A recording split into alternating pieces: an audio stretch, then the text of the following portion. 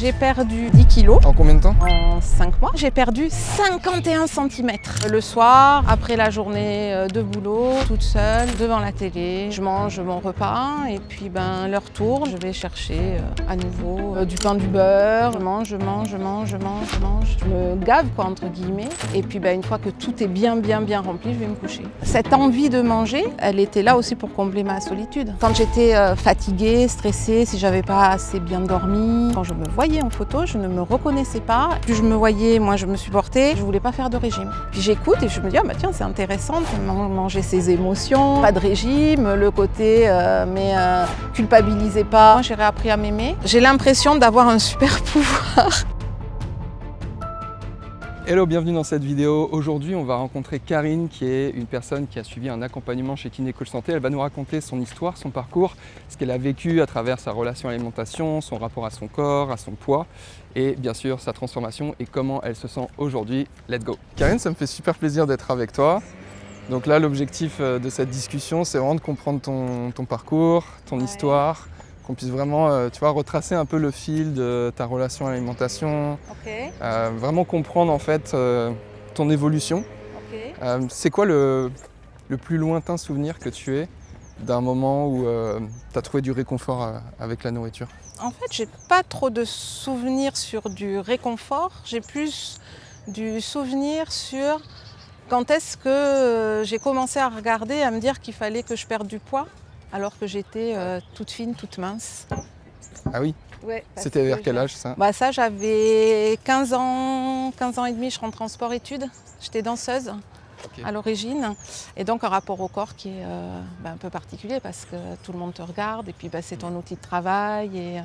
Et voilà, donc mon premier régime, je ne l'ai fait pas parce que j'avais un problème avec l'alimentation, mais parce que j'avais autour de moi des filles plus minces. Et après, le sport-études, l'éloignement des parents, etc., ça a fait que j'ai un peu plus mangé, mais j'ai jamais eu de vrai problème de poids à cette période-là. Mais ça a été mon premier rapport où je me suis dit, tiens, mince, et où j'ai fait un régime. Et c'est le seul que j'ai eu fait de toute ma vie. Donc moi, je ne fais pas partie de ces femmes qui ont fait plein de régimes. Et puis après, pour répondre à ta question, je ne sais pas tellement tant l'identifier que ça. C'est plus mes parcours de vie qui ont fait que j'ai pris du poids d'un seul coup à 40 ans, ménopausée de force après un cancer et après avoir perdu mon compagnon 9 mois avant.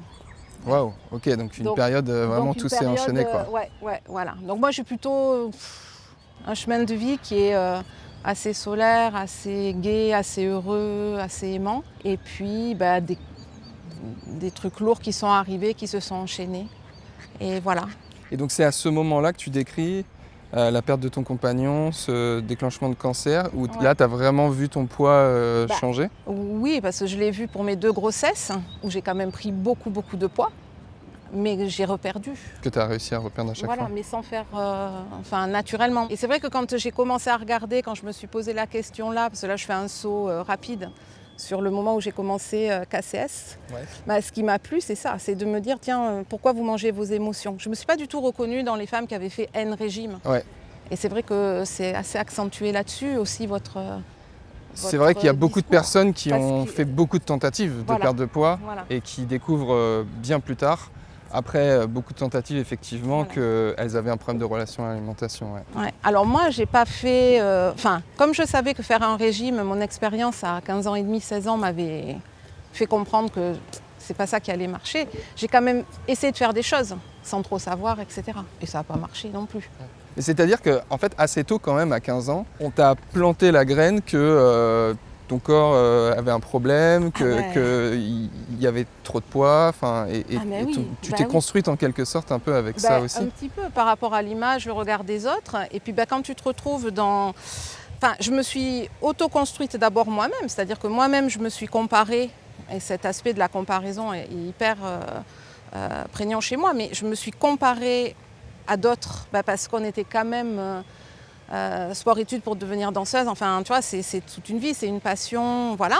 Et puis après, tu as aussi à cette époque-là, moi j'ai bientôt 60 ans, donc je te parle d'il y a 50 ans en arrière, même plus, où les professeurs, je me souviens d'un professeur avec une baguette qui disait, mais moi j'étais grande déjà, j'étais avec des plus petites qui disaient, mais regarde, et puis on était parfois, on utilisait des mots comme bêtasse, enfin, des trucs un peu lourds, quoi. Ouais. Et ça, je l'ai compris par le programme. En fait, j'ai pu remonter ce fil grâce au programme.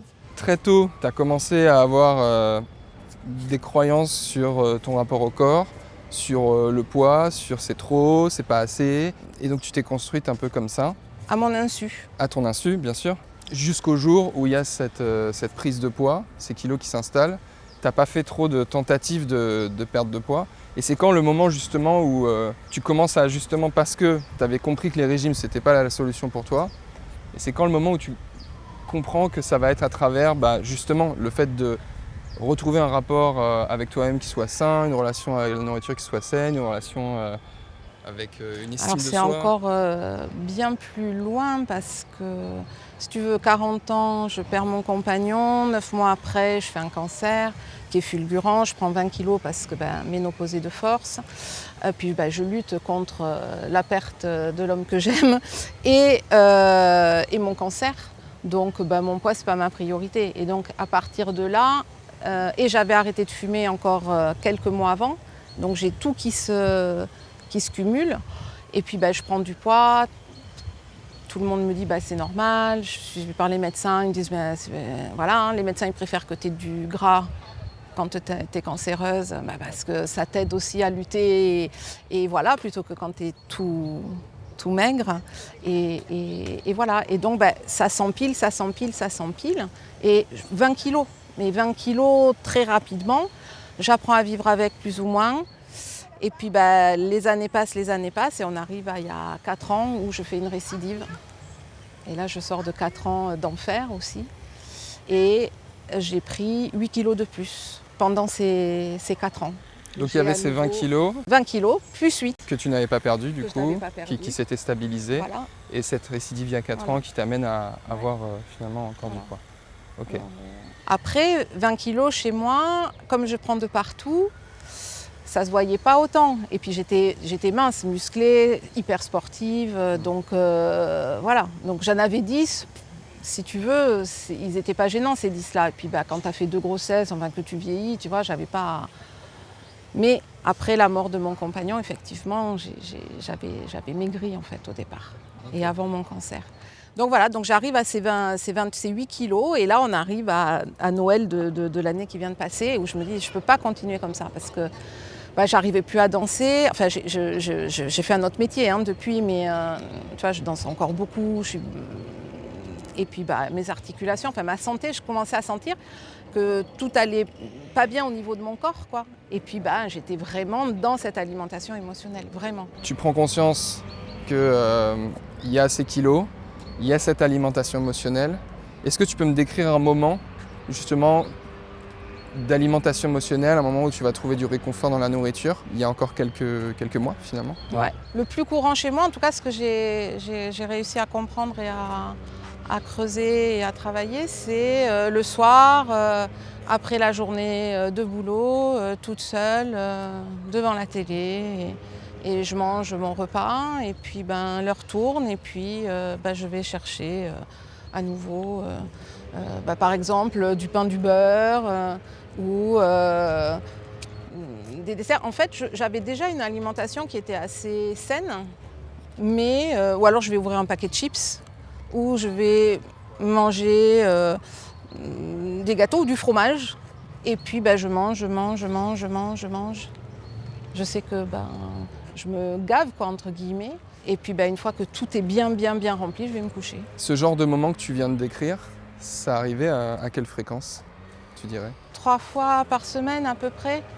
Après, ça pouvait être, je suis aussi dans la rue, je vois une boulangerie et je pars chez des potes où je me dis, tiens, je vais acheter le dessert. Et puis, je me prenais des beignets, des viennoiseries, tu vois, et puis je mangeais sur la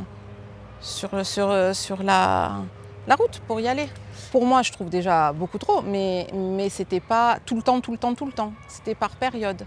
Par période. Ouais. Et dans quel type de période tu avais identifié que... Alors, j'avais rien identifié. J'ai identifié maintenant. Mais à ce moment-là, je ne savais pas. C'était dans quel moment? Quand j'étais fatiguée, stressée, si j'avais pas assez bien dormi, ça vraiment pour moi c'est des moments que j'ai pu identifier après je dirais grâce au programme. Cette envie de manger, en fait, elle était là aussi pour combler ma solitude. Et ce côté où j'avais envie de faire des choses, mais finalement je ne les faisais pas parce que c'est plus facile de se laisser aller et puis de se dire tiens on va se mettre une série sur Netflix. Et voilà, donc je me rendais bien compte qu'il y avait un truc qui commençait à être un peu effet boule de neige, tu vois, et où je me disais de toutes les façons, plus je me voyais, moins je me supportais. Et donc c'était, je sais plus, c'est foutu pour foutu, tu vois, voilà. C'était ce truc-là. Et puis une fois que j'avais fait ça, après, pendant 2-3 jours, j'essayais de faire un peu plus attention. Et voilà, alors que je cuisinais des légumes tout le temps, etc. Enfin, ceci dit, j'ai appris que je mangeais pas assez. Enfin, pas de la bonne façon. Et maintenant, je mange beaucoup plus, ce qui fait que j'ai moins faim aussi. Je reviens sur un point que tu as dit qui est quand même assez fort. Tu vois, tu dis « je me supportais plus ». Ouais. Ah oui. Alors, si tu veux l'élément déclencheur, en fait, de tout ça... Bon, moi, ma vie, j'ai fait plein de choses. Aujourd'hui, j'ai un métier, évidemment, qui n'est pas du tout dans la danse, mais j'ai continué la danse. Et ma nature fait que je refais du spectacle, etc. Et donc aujourd'hui, je me retrouve à danser, je fais du tango argentin, et je me retrouve à danser avec des jeunes femmes plus jeunes que moi, plus minces que moi. Et je me suis vue en photo et en film. Et là, si tu veux, le passage, les 20 kilos, je m'y étais habituée, mais les 8 de plus, ils ont vraiment fait déborder le vase. Quand je me voyais en photo, je ne me reconnaissais pas et j'étais vraiment, je vais dire des mots forts, mais atterrée, quoi. Je ne m'aimais pas du tout. Et ça a été quelque chose qui a été compliqué pour moi. Et à la fois, ça m'a fait un peu comme un électrochoc quand j'ai vu ça et je me suis dit, mais c'est pas possible. Alors, il ne faut pas oublier que j'étais en train de lutter contre mon cancer aussi et que je me suis remis à faire du spectacle pendant cette période-là. Donc, juste après, chimio, radiothérapie, j'ai fait 3 récidives en 18 mois, un truc vraiment lourd, quoi, tu vois. Et là, je me suis dit, mais c'est pas possible, hein. Tu ne peux pas rester comme ça. Et arrête de croire que tu peux rien faire. Ou arrête de croire que... d'être dans le déni de croire que tu peux rien faire. Et comment tu l'as eu cette prise de conscience? Mon cancer, ça se calmait. Là, pour la première fois, je commençais à avoir des résultats un petit peu plus encourageants. Et que je me suis dit, maintenant, c'est le moment. Et ce qui m'a fait surtout hyper flipper, c'est de me dire, j'étais essoufflée pour monter les escaliers, j'avais mal aux articulations. Et je me suis dit, si tu peux plus danser...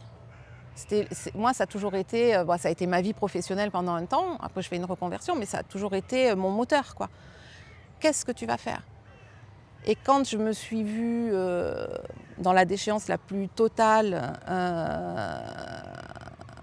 chimio, radiothérapie, là, j'ai vraiment eu très peur aussi. Et je me suis dit, mais tu ne pourras plus danser.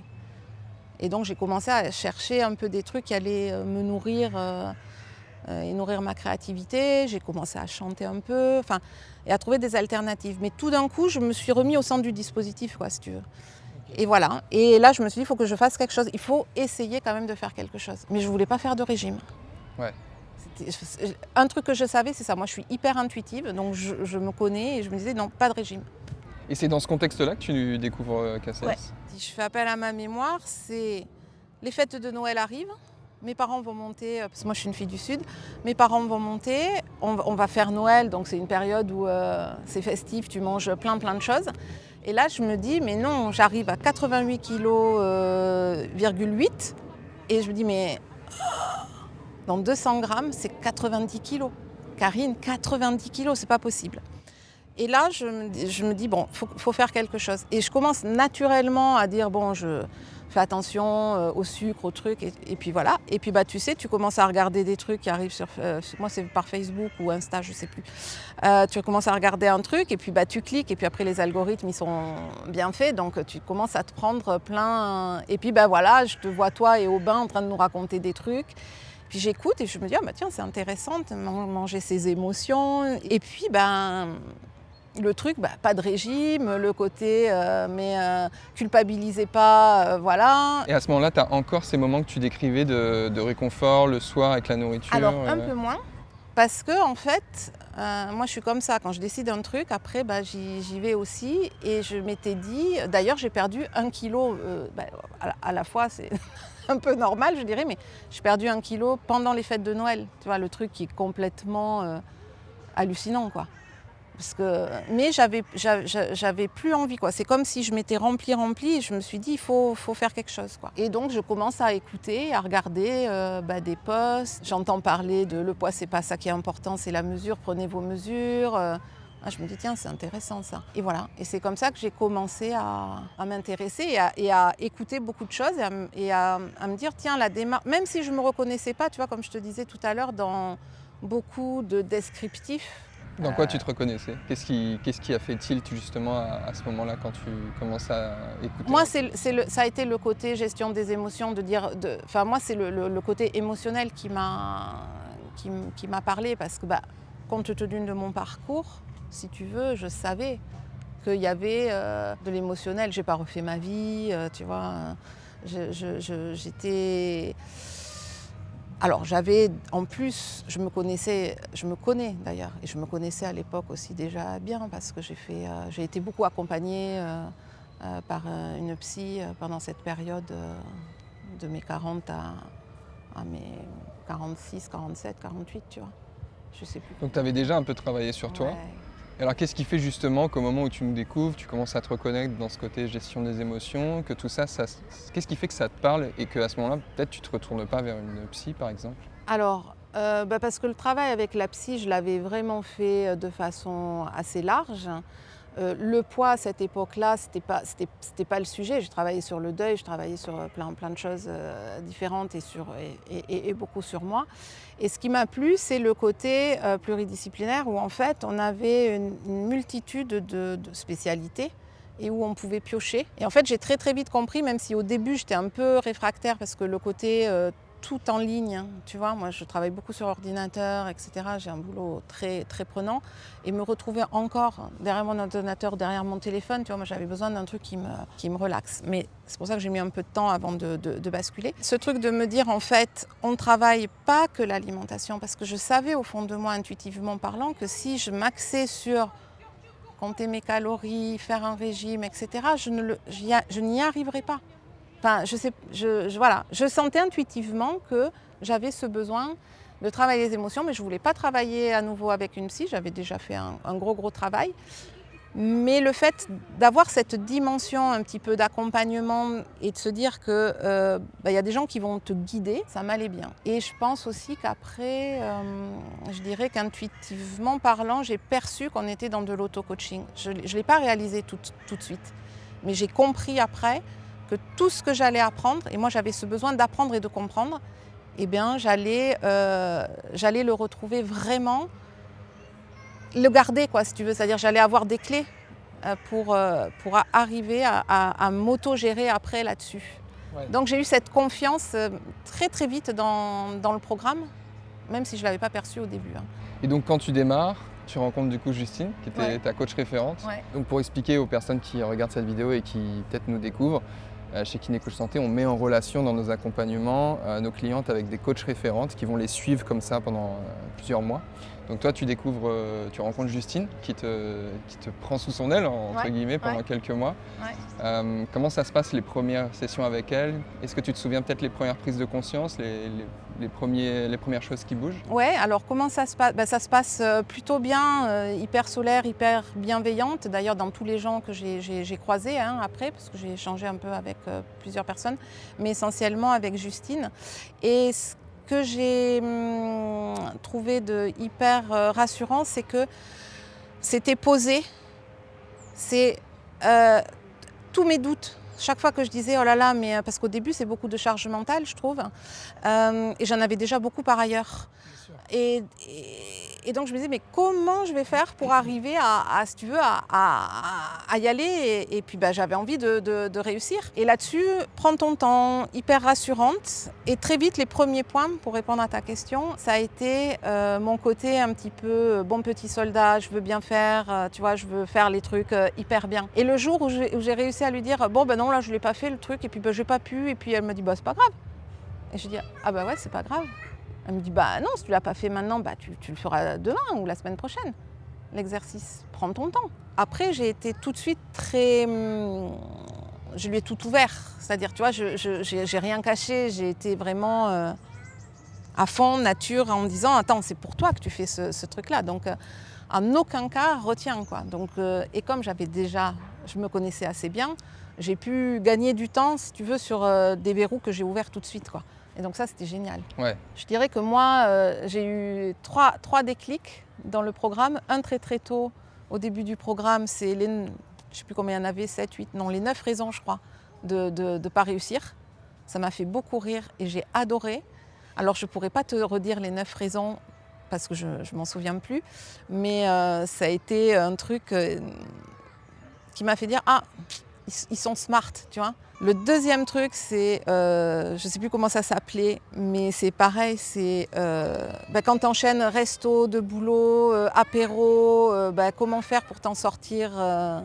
Et le jour où je suis tombée sur cet exercice-là, je partais justement dîner sur un anniversaire et je m'étais tapé 4 restos dans la même semaine.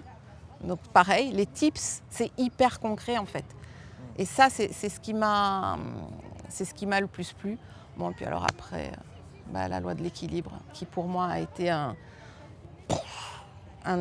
élément, tu vois, ça a été une explosion à tout point de vue. J'ai vraiment compris, et toute la partie temporalité aussi qu'on faisait avant par rapport à la prise de poids, tu vois, la question que tu m'as posée au tout début, de se dire, tu as fait tout ton parcours, donc j'ai fait tout mon parcours de vie en mettant mon poids et tout. Ça m'a permis de comprendre plein de choses, hein, parce que je t'ai fait un raccourci dans ce que je t'ai expliqué, parce que bon, ma vie, elle ne va pas forcément intéresser tout le monde, mais voilà, ouais, non, vraiment, des choses très concrètes aussi. Au début, je me suis dit, bon, il faut être écrire des belles phrases, se projeter. Et puis très vite, Justine, avec le travail, l'aide de Justine aussi, je me suis dit non, dans le concret. Et ça, dans votre méthode, c'est génial, toujours de dire, mais donnez-nous des exemples. Alors je vais dire un mot qui est pas joli, mais torturer de façon positive en fait. C'est-à-dire que vous nous dites, mais donne-moi 10 exemples, 20 exemples, mais tu te dis, mais comment tu vas trouver 10 raisons? Et en fait, après, tu comprends que ce qui est important, c'est d'être dans la vérité de l'instant, le vrai souvenir. Et moi, ça m'a pris du temps aussi, parce qu'il y a des choses que tu occultes, que tu ne veux pas voir, ou que tu connais, où tu t'es raconté des histoires qui ne sont pas les bonnes, quoi. Ok, donc de déclic en déclic, de prise de conscience en prise de conscience, t'avances, les semaines passent, les mois passent dans ton accompagnement. Tu fais un vrai travail sur toi, d'introspection. Moi, ce que j'entends, c'est que tu te mets à fond aussi. Ah, je me suis mis mais à fond, mais à fond à mon rythme. C'est-à-dire qu'à un moment donné, je n'arrivais pas forcément à suivre semaine après semaine ce qui était fait. Et j'ai certains exercices, j'ai voulu les faire à fond. C'est-à-dire que je comprenais que je n'étais pas allée au bout, donc je suis restée. Tu vois, la loi de l'équilibre, ça m'a pris du temps. Je l'ai faite en plusieurs fois parce que je savais que je n'étais pas allée au fond. Et pour moi, c'était important parce que le travail, je le fais pour moi. Et il va me durer toute ma vie. En tout cas, c'était la promesse. Et alors, du programme. Est-ce que la promesse est tenue? Écoute, je suis à quoi maintenant? Je suis à 1 mois et demi de la fin de ma partie programme. Et la promesse, pour le moment, elle est tenue. Et aujourd'hui, je suis aussi un élément transmetteur, quoi. C'est-à-dire que dans ma façon de voir les choses, dans ma façon de parler aux gens que j'aime et tout, je leur passe aussi des petits trucs. Parce que ça n'a fait que confirmer ce que j'étais peut-être profondément en moi, ou plein de choses que je connaissais, mais que je n'avais pas, si tu veux, en théorie, moi je suis quelqu'un de hyper positif et résiliente vu tout ce que j'ai passé. Donc j'ai toujours le sourire. Mais parfois je le collais, le sourire. Ouais. Et aujourd'hui, j'apprends à me dire, mais non, tu as le droit de ne pas avoir le sourire aussi. Comme si tu portais un masque. Je portais un peu un masque. Alors naturellement, je vois le verre à moitié plein. Mais par moments, ça me demandait beaucoup d'efforts. Alors qu'aujourd'hui, je sais trouver, tu vois, cet équilibre de me dire, oh, bah, t'es down, c'est pas grave, mais... Et en fait, je suis tellement plus alignée, tellement plus en phase avec ce que je suis. Voilà, je te dis pas que c'est tous les jours hop hop hop, hein, c'est pas vrai, parce que ma charge mentale, elle est là, mais je la gère différemment. Je sais me mettre d'abord moi au centre du dispositif, et ça c'est génial, parce que j'étais quand même un peu du style à m'occuper des autres et pas de moi. Non, franchement, et je sais que j'ai pas encore ouvert toutes les clés, tu vois, ça vient petit à petit. Donc moi, en tout cas, je me suis pas plantée de programme, quoi. J'ai choisi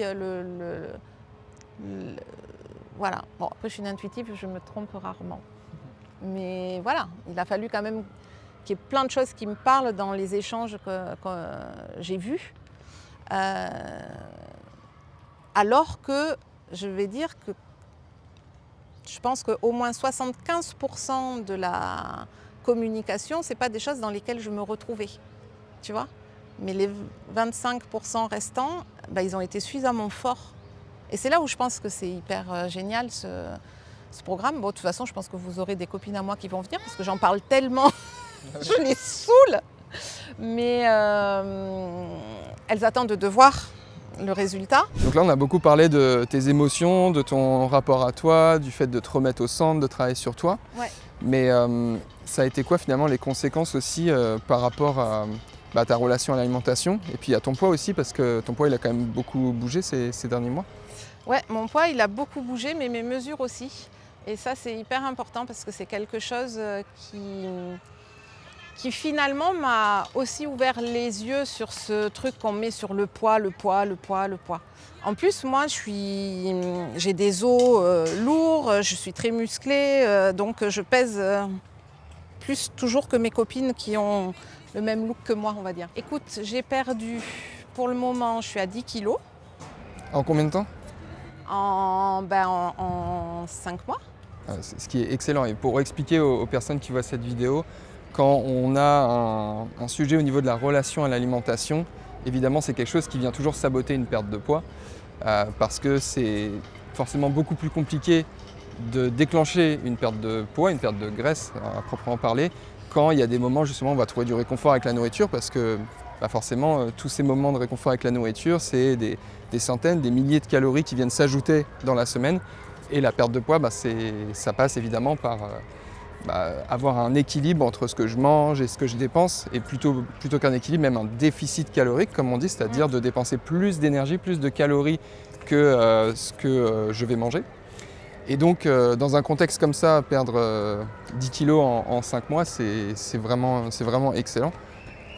C'est pas extraordinaire, et c'est des choses qu'on voit régulièrement finalement, mais c'est quand même pour souligner que l'objectif, c'est pas la perte de poids et que ce que tu décris là, c'est vraiment la conséquence. C'est vraiment ça que je précise parce que je sais que souvent, même si c'est pas ton cas, que tu n'as pas essayé 250 régimes, etc., il y a beaucoup de personnes qui verront cette vidéo donc pour elles, c'est l'histoire de leur vie, tu vois, les régimes, les tentatives de perte de poids et qui souvent se fixent un objectif de X kilos en tant de temps. Il faut bien comprendre que le poids n'est que la conséquence de l'amélioration de cette relation à l'alimentation. Ouais. Donc toi, tu vois ton rapport à l'alimentation évoluer, tu commences à voir... Il a évolué même très très tôt dans le programme, je trouve. Enfin, après la... Ouais, enfin, alors moi, tout est basé un petit peu sur la loi de l'équilibre, mais oui, il a évolué. Et surtout, ce qui m'a encouragée, c'était pas tant la perte de poids, c'était la perte de mesure. C'est que très vite, j'ai perdu, mais en tour de taille, mais c'est énorme. Donc moi, j'ai perdu 12 cm.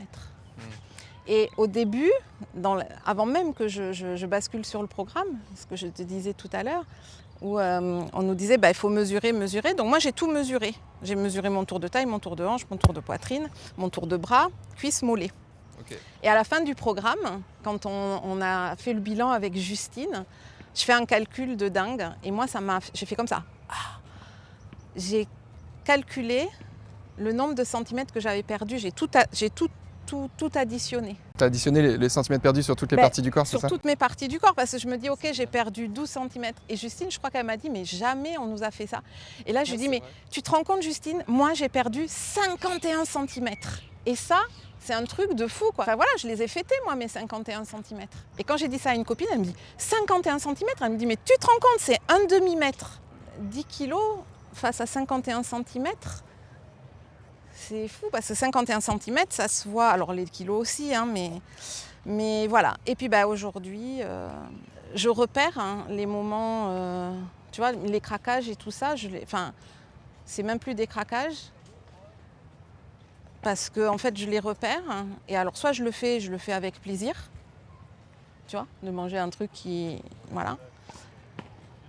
Et je ne suis plus du tout dans cette relation-là, c'est-à-dire je vois et j'ai trouvé des alternatives hyper intéressantes. Et surtout, comme je mange différemment et mieux, j'ai moins de faim aussi. Il y a aussi un truc qui est, je dirais, hyper important, c'est qu'au-delà de cet aspect du poids, c'est sur ma vie globale que ça a joué. Et ce résultat que j'ai jamais compté mes calories.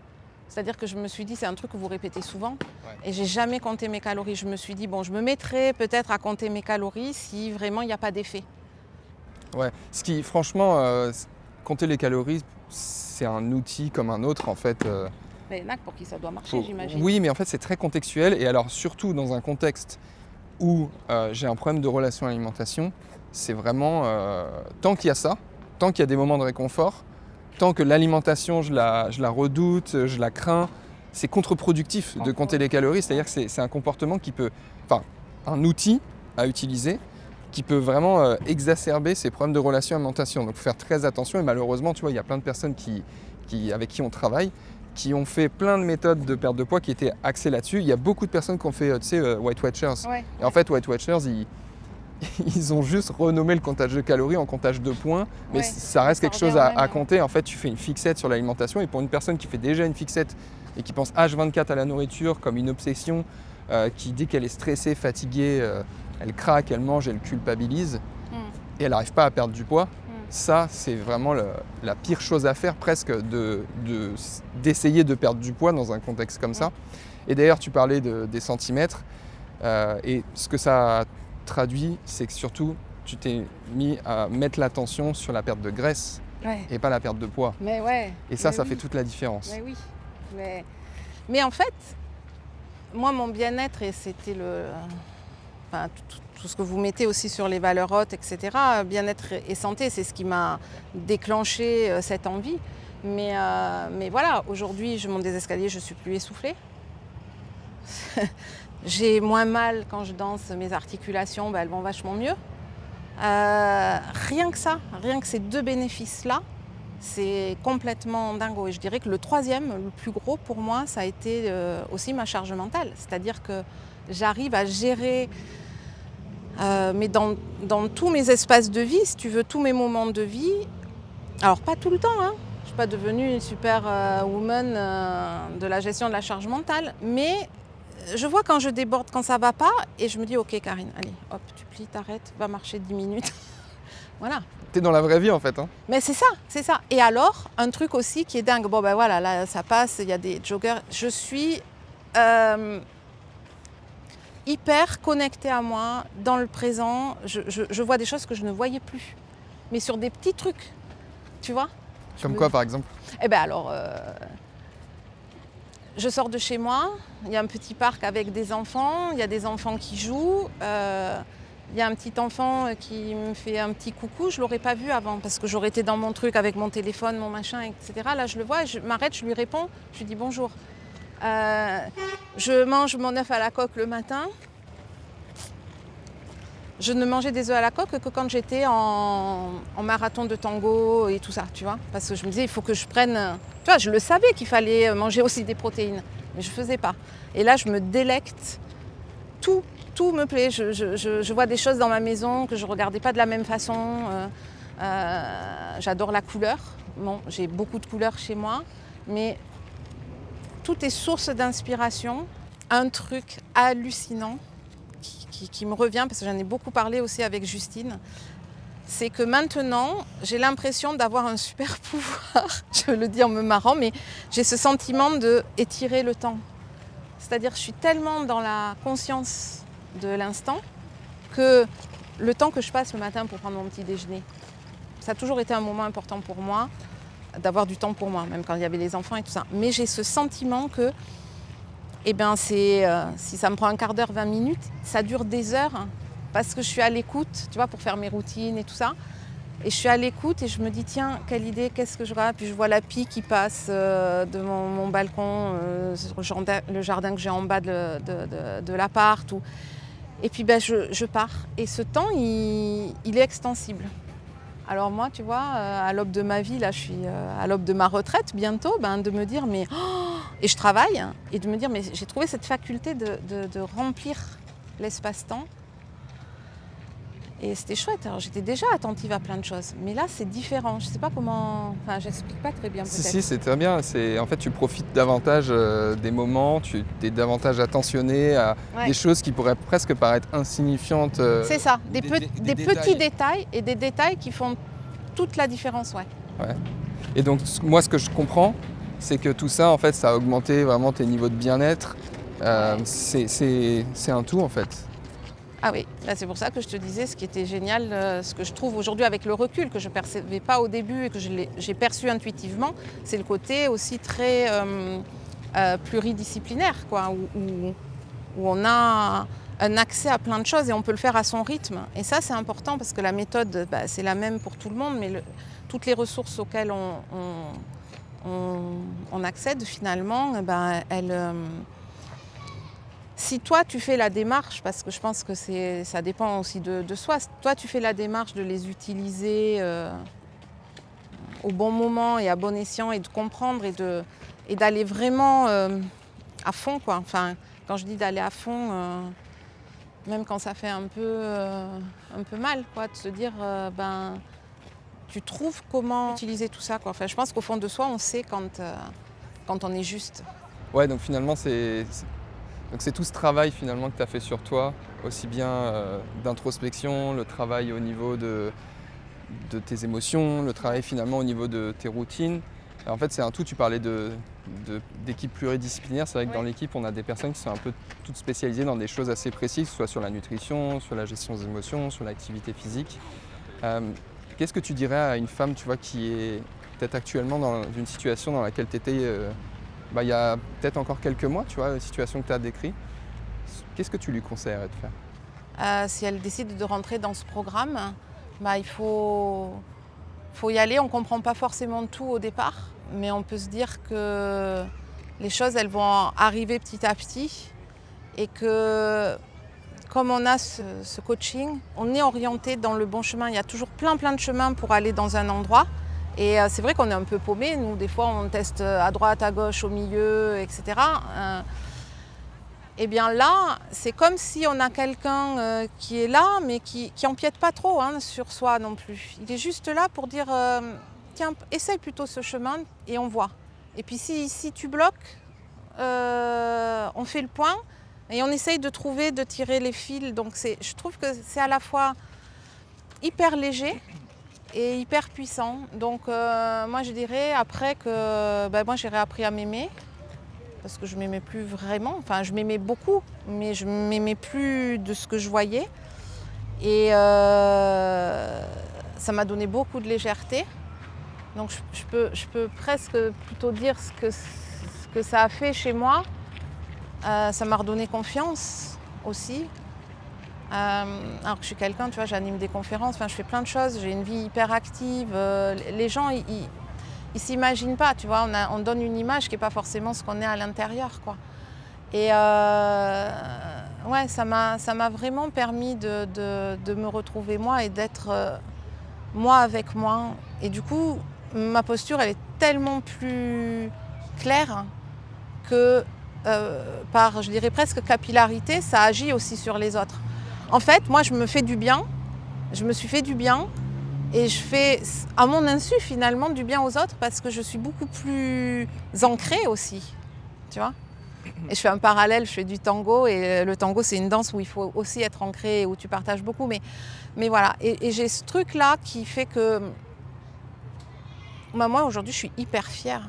Jamais j'aurais répondu de façon positive pour faire un truc comme ça. Enfin, ça m'amuse aussi de le faire, mais je me suis vue écrire des choses que jamais j'aurais osé penser ça, tu vois. Ou je le pensais, mais je n'osais pas l'exprimer. Donc voilà, je ne sais pas si j'ai répondu à la question. Ouais, franchement, c'est génial. Vraiment, bravo à toi, Karine, et merci du temps que tu m'as accordé et finalement que tu as accordé à toutes les autres personnes qui vont sûrement se reconnaître dans ton histoire.